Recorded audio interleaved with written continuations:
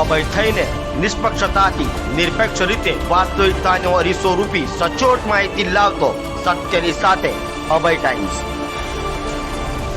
જાંગીરપુરામાં વેપારીને હની ટ્રેપમાં ફસાવી લાખો પડાવી લેનાર ગેંગના સાગીરતોને નવસારીના એરુ ગામ ખાતે આવેલ ફાર્મમાં પોલીસે લાખોની મત્તા સાથે ઝડપી પડ્યા હતા।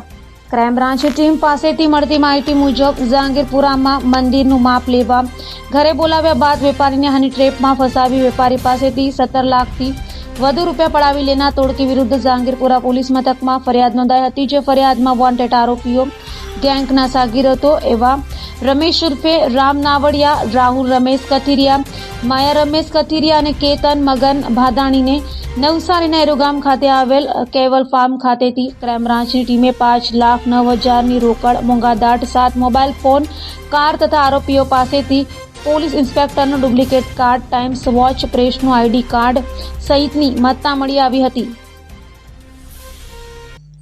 છેલ્લા ઘણા સમયથી સુરત શહેરમાં દેહ વિક્રયનો ધંધો કરતી મહિલાઓના મેળાપીપળામાં એક ગેંગ સક્રિય હતી, જેની શોધખોળ ચાલુ હતી।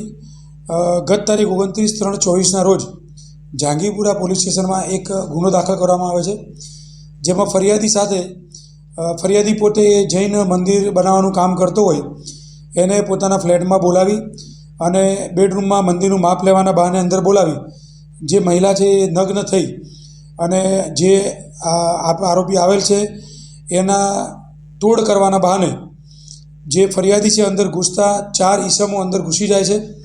એમાં એક પોલીસના સ્વાંગમાં, એક પત્રકારના સ્વાંગમાં રૂપિયા 17 લાખની માંગણી કરી અને બળજબરીપૂર્વક 17 લાખ રૂપિયા કઢાવી અને આરોપીઓ નાસી જાય છે। જે ગુનાની માહિતી ક્રાઇમબ્રાન્ચને મળતા ક્રાઇમબ્રાન્ચ પણ એની વોચમાં હતી। જે મુજબ નવસારીના કેવલ ફાર્મમાંથી આ 4 આરોપીઓને પકડી પાડવામાં આવેલ છે, જેમાં રમેશ, રાહુલ, માયા અને કેતન આ 4 આરોપી પકડી પાડવામાં આવેલ છે।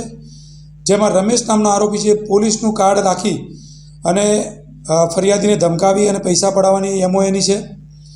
માયા સાઈડા નામનો આરોપી જે છે એ પત્રકારનું કાર્ડ રાખે છે અને બીજા 2 આરોપી એના સપોર્ટમાં હોય છે અને એક જે મહિલા મુખ્ય સૂત્રધાર છે એ વોન્ટેડ છે, એને પકડવા માટેના ક્રાઇમ બ્રાન્ચના પ્રયત્નો ચાલુ છે।